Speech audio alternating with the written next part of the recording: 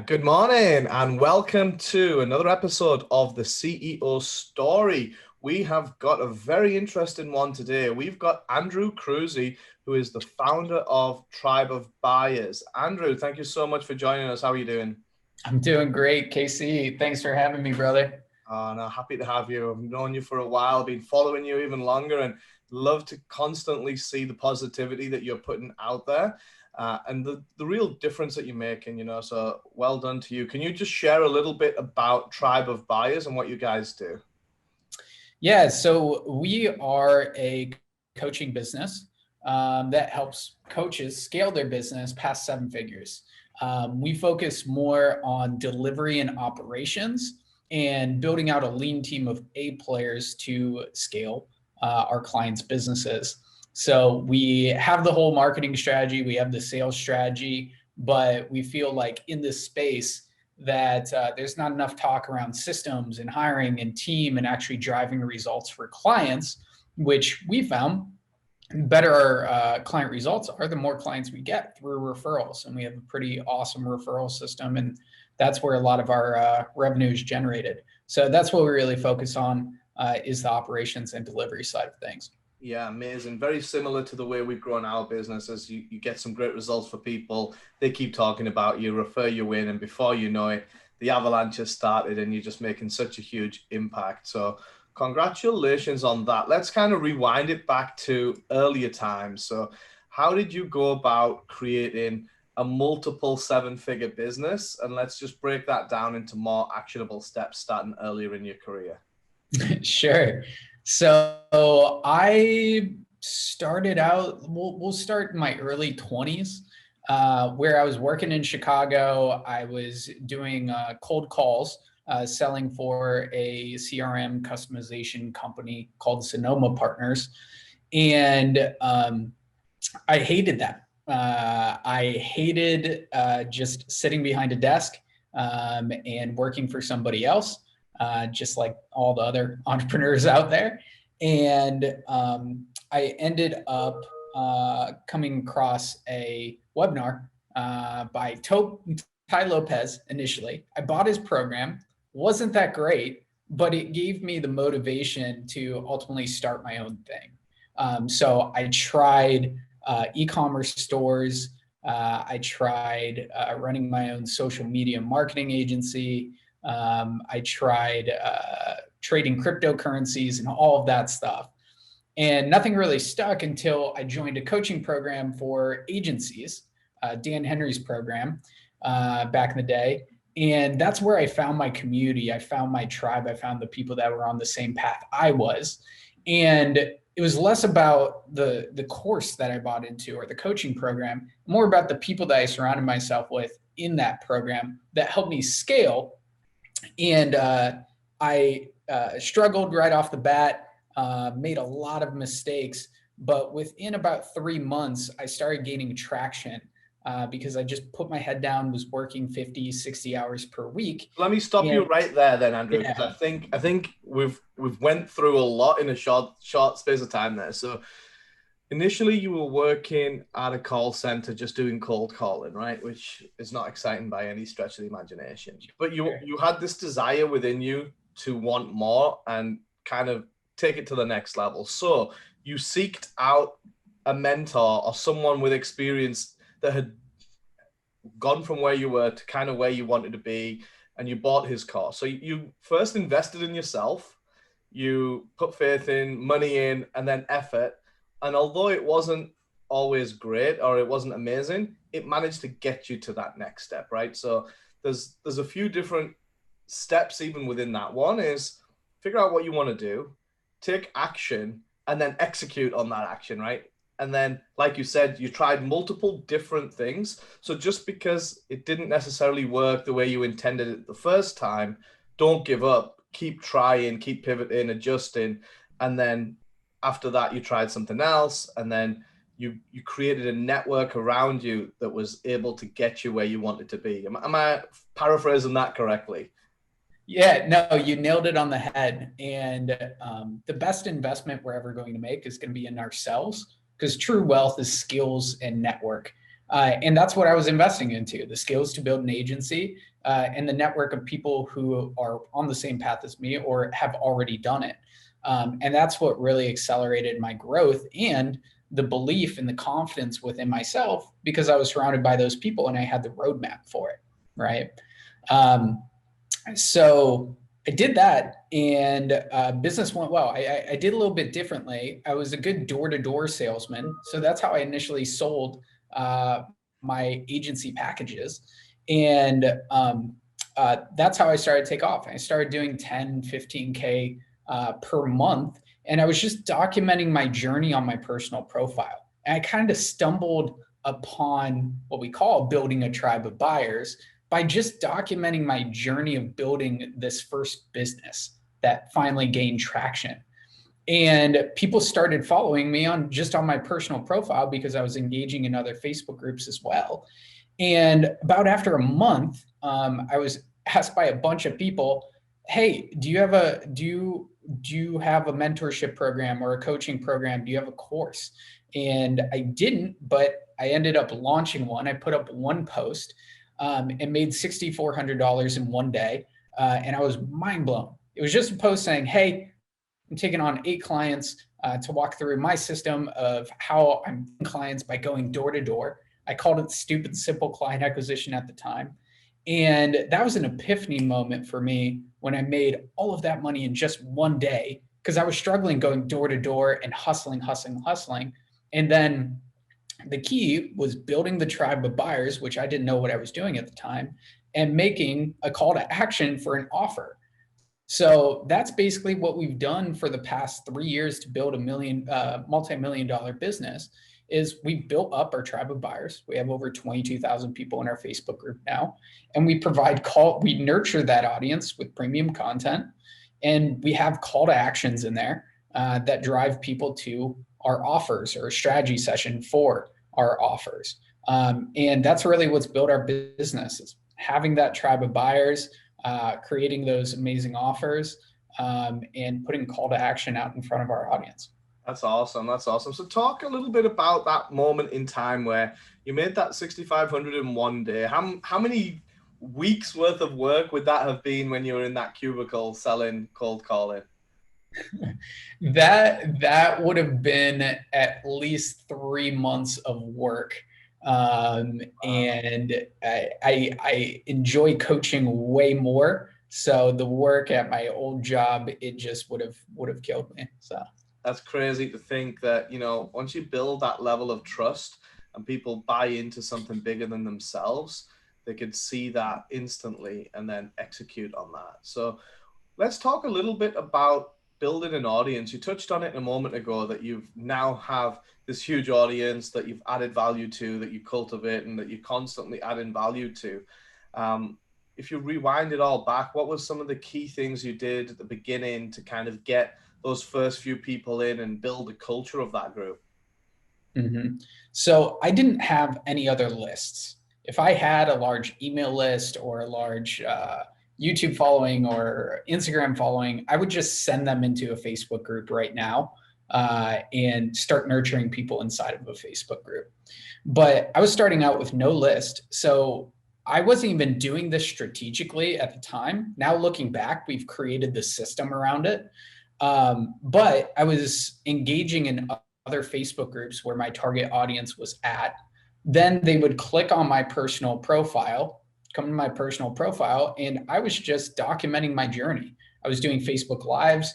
I did some lives where I was literally walking into the client's office and was just providing value through documenting my journey. And people were finding me where they were hanging out at in other Facebook groups. And that's how I started building my audience initially. And I got to the point in 4 or 5 weeks where people were just like, "Hey, do you have something to sell me?" Because I was showing up and where they were at. And then I was getting them onto a list and nurturing them on that list by just providing premium content. So, okay, so a few things here. One, something that you said really resonates with me. You were just creating based on what you were actually doing, right? So you were living it. You were just recording yourself. You weren't purposely going into a studio, making this huge production, overthinking everything, over editing everything, and kind of paralyzing actually producing something. You were just doing it there and then and getting it out there and published. And I'm guessing a lot of it wasn't perfect at the time, but it was real. And I think a lot of that comes across very, like when someone's trying to sell me something, I pretty much know what's going on. But if they're genuinely putting a message out there and that resonates with me, then that hits me differently. So that's kind of what I'm understanding here, is that you were just documenting over creating, which is something that Gary Vee talks about a lot. And it's just putting it out there into the universe, and it all comes good in the end. What are your thoughts on that? Yeah, and I think if somebody's listening to this who is just starting out, don't try to overthink it. It's just about showing up in front of your like your ideal clients wherever they hang out at. It might be a Facebook group. It might be getting on podcasts in front of your ideal clients. It might be going to events and getting in front of your ideal clients. But I see way too many people out there teaching paid ads to start, which is the wrong way to go about it. You need to start with organic marketing, because paid ads aren't going to work if you haven't dialed in your messaging, if you haven't dialed in your offers. And there's way too much competition with paid ads right now. But if you start with organic, you don't have to invest any money, and you can just test out your messaging, how you're marketing and your offers along the way. And once you build up cash flow, which is another point we need to hit here, once you build up cash flow and your offer is dialed in, your messaging is dialed in, that's when you can ultimately put fuel on the fire with ads. But you can't do that at the beginning. So you segued into it, but let's talk about cash flow for a second, because so many people, especially in the online environment, are all focused on, hey, I hit 7 figures or 8 figures, and they kind of get all riled up about the top revenue number, but they're paying very little attention to cash flow, which is really the key metric. Can you talk a little bit about how that was for you as an entrepreneur, business owner, not really being an accounting expert, but trying to figure out how to run a business that's now generating tens and hundreds of thousands of dollars on a monthly basis? Yeah. So when I was starting out, I actually screwed up in the opposite way. I was building up so much profit. I was building up so much cash, and I loved that so much that I wasn't willing to part with it. I wasn't willing to invest into my team. And that's ultimately what drove me to burnout in about a year and a half, because I was just focused on more profit, more profit, more profit, and me generating that profit instead of hiring somebody who can help us grow in revenue and grow in profit. It actually went the opposite way. I wish I had hired sooner. But now, since I built up so much cash and so much profit at the beginning, I'm basically an investor in my own business. I look at our financial numbers and look at what investment is going to make us the biggest ROI. Is it putting that $5,000 more per month into Facebook ads? Or is it hiring a head of business development to get us on more podcasts and get us more joint ventures for $5,000 a month, right? So now I'm looking at how much cash we have on hand, how much monthly reoccurring revenue we have coming in, and looking at what we can do with our disposable cash to make the biggest ROI in our business. So it's a different game now, but I wouldn't be at this level, at this place, if I hadn't put the sweat equity in at first to build up the cash and be at a place of abundance. Like, I can screw up and my business is going to be just fine because I put the sweat equity in at the beginning. There's a few things to be said there. One is that if you can't be a one-man army when you're scaling up past multiple 7 figures. It just doesn't happen, right? It's got to be bigger than just one person in most cases. A lot of the times we find that delegating is the hard part, right? So can you talk a little bit about, if you're doing everything, it's done at 100%. There's no one that cares more about your business than you, right? But bringing in that first employee that for a fact they can't do it as well as you can do it, but it's better to get some of that to-do list done than not even looked at for weeks on end, because there's so much on there. Can you talk a little bit about your mindset in kind of delegating and letting go, and then building those systems and processes in place to enable those people that you bring in to succeed? Yeah, absolutely. So we can only really delegate two things, right? So we can delegate tasks or we can delegate thinking. And when you're just starting to hire, you can really only delegate tasks, because you're not going to be able to hire somebody unless you have an angel investor to ultimately delegate the thinking, somebody who can actually own a department and build out the strategy for that department. So the very first hire that we recommend to our clients is an executive assistant. Start off with 5 to 10 hours per month and do a time audit for yourself and see what tasks you can get off your plate. And once you're working with that executive assistant for 1 to 2 months, you're going to find more and more things that you can delegate and get off your plate, and you can up their hours from there. You don't want to hire full time. You want to date before you get married. So you want to build up to it with just getting them on a 5 to 10 hour per week contract, and start delegating that way. And there will be so many things that pop up in your day to day where you're like, oh, I don't need to be doing this. I need to create a Loom video, put it in our project management system, and assign a due date to it and give it to my executive assistant. And then I can see in the project management system that it's been completed or it hasn't been completed. That's one thing that I screwed up with initially, was that I didn't have a project management system. I was just sending over Loom videos and sending over text messages and that sort of stuff to my executive assistant. I was always wondering, like, where is this thing? Where is this thing? Why wasn't this done? And that's something that we definitely need to get in place as soon as we have somebody on our team, some type of system like ClickUp or Trello or Which Asana. one do you use? So we used Asana for a little bit over a year. And what got us to 7 figures and multiple 7 figures won't get us to 8. So we actually ended up moving over to ClickUp because there's there are better metrics, there's better data tracking. So we ended up making the switch about a month ago. So funny you should say that. We were on Trello, Asana, and then we moved to Monday.com. And then right now we're on ClickUp, and we maybe 2-3 months ago we moved to ClickUp.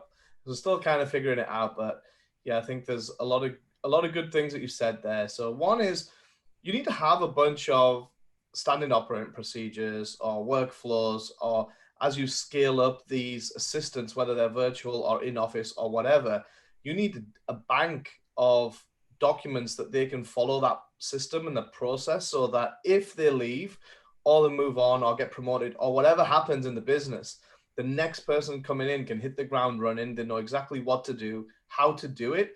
And that allows you to maintain your standards and not really miss a beat, whether it's one person doing it or the other. It doesn't matter. You can build a cross-functional team at that point where no balls are going to get dropped.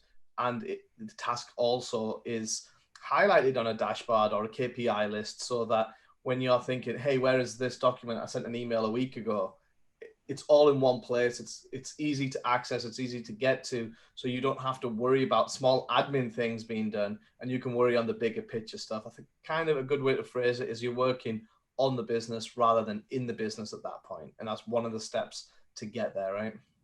100%. And I think one thing that I screwed up with when I first started creating SOPs is I tried to make them beautiful. I tried to write everything out and make sure they were so detailed, but I didn't really have the time because I had such a small team and I was taking all this time to make beautiful SOPs, and the SOPs would change in like a month or 2 months.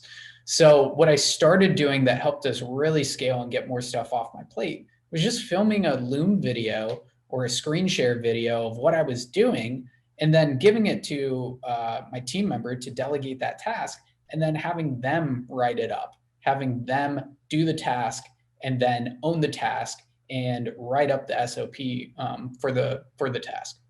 So that's a really good use of your time at that point, where you're showing them, hey, this is how I want to do it. This is what I do. Click, click, click. Look at this. Extract, import, whatever the task is. Now Your responsibility is to write that up, make it so that you understand it, make it so that the next person can understand it. Obviously, do the review to make sure that it is legible and it does make sense. But generally speaking, you bought back 30 minutes of that SOP that you would have had to put into. Now you can put that 30 minutes to a better use, closing a call or growing the team or doing whatever you need to do with your time. So that makes a lot of sense. So to one other point I really wanted to touch on is high ticket selling. So a lot of what you do isn't so much on the low ticket side. It's more niche. It's more people that just want to get to that next level. Very similar to the way we do business in the tax world is if you're paying less than 200K, and you're probably not a good fit for us, but the higher level people need higher level solutions. Can you talk a little bit about the way you were able to dial in your offer and really speak to those people? Because you touched on it earlier when you said you were bringing in clients, they were following you, they were resonating with you. But now when we fast forward to multiple seven figures, things have kind of scaled up. How have you now been able to talk to those people at a higher level, at a higher ticket, at a higher price point compared to previously? Yeah. So when I was starting out, I was solving smaller problems because I didn't have the value within me to solve those big problems, scaling to seven figures or whatever it is, right? So I started off with an agency offer, growing your agency business, getting your first few clients. And then I started building out messenger bots. And that was the hot new thing at the time. And I taught people how to sell messenger bots to their agency clients. Then my Facebook group started to take off, and my coaching business started to take off. So I was like, I want to teach people how to do this. So I taught people how to grow a Facebook group and start their coaching business. And then once I scaled past seven figures and got to multiple seven figures, we started teaching coaches how to scale past seven figures. So I was constantly innovating. It's so crucial to not stay stagnant, especially in this online world, and innovate and up your skills and change your offers around when you need to change them. So now we have two core offers. We have Authority Accelerator, which is to help coaches scale past six figures. And then we have Seven Figure CEO, which is to help coaches scale past seven figures. And what I found is this works really well in the coaching space. When you have one initial offer to solve the first problem, and then a second back-end offer that's 6 to 12 months, a retention offer that is a multiple five-figure investment. And we have clients outside of the business space. We have that are doing this as well. We have Kavitha, who is a marriage coach that has a $15,000 offer that's 6 months long. We have a mindset coach that has a $15,000 offer that's 6 months long. And the list goes on and on and on. And they're all doing over $1 million as well in their businesses now.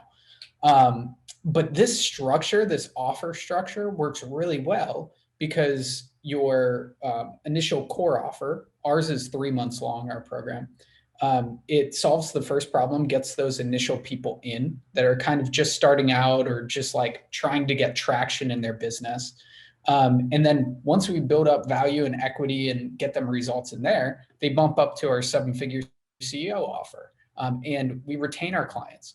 And a big issue in the coaching space is there are a lot of coaches with like 10-week, 3-month offers, whatever it is. And then people are constantly coach hopping and learning new strategies, new systems, and it's completely different from what they learned from their previous coach. And they're just going off track. So if you're a coach, you have a duty, you have an obligation to retain your clients, to continue working with them, to solve the next problem. And that ultimately helps you grow your business as well. It's so funny you should say that, because it just makes me think back to when I started my business with Together CFO. We were doing outsourced CFO services. We then had huge success and then created a big tax problem for one of our clients, then solved the tax problem and made that pivot. And like you were saying, you've got to constantly evolve. And that's just firsthand at exactly what we've done to then become really experts in creating these high level tax structures and be able to, like you said, retain those clients. So we have a 95% retention rate, whereas only a small case of clients where they need a full-time CFO, they'll then leave, and we'll help them. And we added an actual offer on the back end of what we do is we thought, oh, we actually lost a client here because we couldn't serve their next need, which was from part-time to full-time CFO. So then we added a recruitment arm saying, hey, we know everything. Let us find that person and train that person for you. So we're making it easier for you. So we literally take them from, like you said, that low ticket offer, get them scaled up, get them an end solution as well. And you can't have any happier clients than that. So I really, I like the way you phrased that and kind of segmented it up. And I think it's a real problem that a lot of people go through is jumping from coach to coach, because everyone's got a different methodology. They're going to teach you slightly different things, and you might have to hit the reset button, which is not necessarily right for everyone at that space and time. So there's a lot to be said there. So thanks for that, Andrew. Andrew, I'd like to end with one question, and that is, if you had to split or apportion your success between three factors, how would you apportion that between drive, skill, and luck? So luck is definitely last. Drive is number one, skill is number two, and luck is number three. I've always been a person who doesn't give up, and I have a lot of grit. And I think that's why I've been able to build a multi-million-dollar business from nothing, from $82,000 in student loan debt and $600 in my bank account, to a multi-million-dollar business in just 3 years. So I just don't give up. And I think that's a good point. Is like we touched on it right at the beginning, where the first course kind of got you to take action, but wasn't exactly what you needed. But you didn't stop there. You could have easily felt sorry for yourself and said, "Oh, I wasted this money.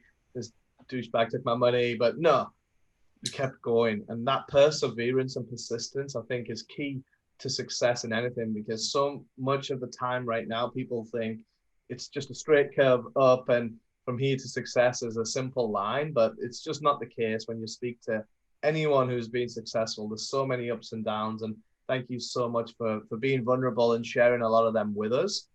If people want to get in contact with you, what's the best way for them to do that? Yeah, just hit me up on Facebook. My name's Andrew Kroeze, Kroeze. Pop into my messenger and tell me what your biggest takeaway was from this podcast.